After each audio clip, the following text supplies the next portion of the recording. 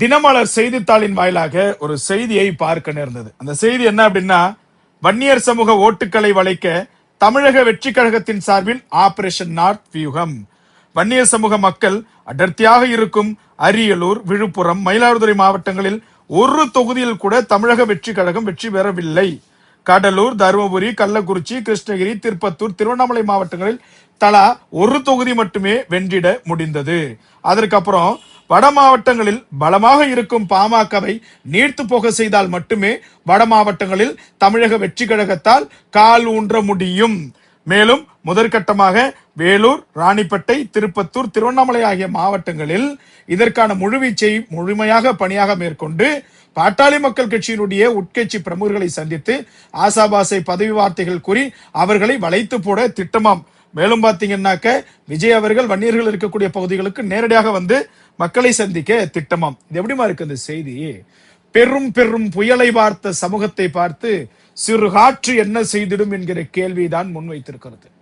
நீங்க இன்னைக்கு social media முழுக்க முழுக்க ஆதிக்கம் செலுத்தி தான் ஆட்சிக்கு வந்தீங்க.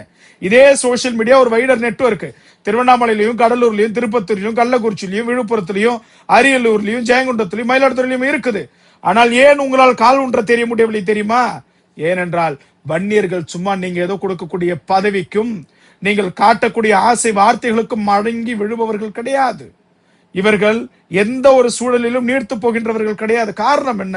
சும்மா ஏதோ நேத்திக்கு வந்து உட்காந்துக்கிட்டு சேர் பதவி பார்த்த சமூகமா இது கிடையாது. தோட்டாக்களை நெஞ்சில் தாங்கி இன்னைக்கு தோட்டாக்கள் குண்டடி பாய்ந்தவர்கள் உயிரோடு இருக்கிறார்கள். அந்த தோட்டாவை தாங்கி கொண்டு வாழ்ந்து கொண்டு இருக்கிறார்கள்.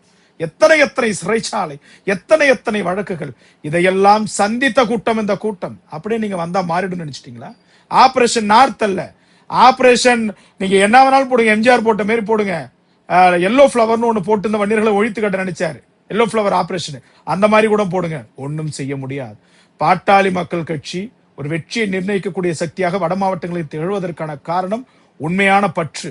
நீங்க எத்தனையோ பேரை நாங்க பார்த்துட்டோம். நாங்க இன்னும் பெருசா முன்னேறல. நீ வந்து மட்டும் என்ன பண்ணிட போற அப்படின்ற ஒரு பெரும் கேள்விக்குறி. எங்களுக்கான கட்சி பாட்டாளி மக்கள் கட்சி, எங்களுக்கான தலைவர் திரு அன்புமணி ராமதாஸ் அவர்கள் ஐயா அப்படின்ற மாபெரும் போக்கை எடுத்திருக்கக்கூடிய சமூகம் இந்த சமூகம்.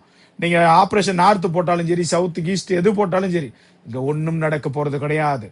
நீங்க பல பேர் சொல்லுவாங்க, என்னடா இது ஒரு தொகுதி கூட வெல்ல முடியலன்னு. அந்த அளவுக்கு உணர்வோடு இருக்கிறார்கள். என்ன பண்ணிட முடியும்? ஒன்னும் பண்ண முடியாது.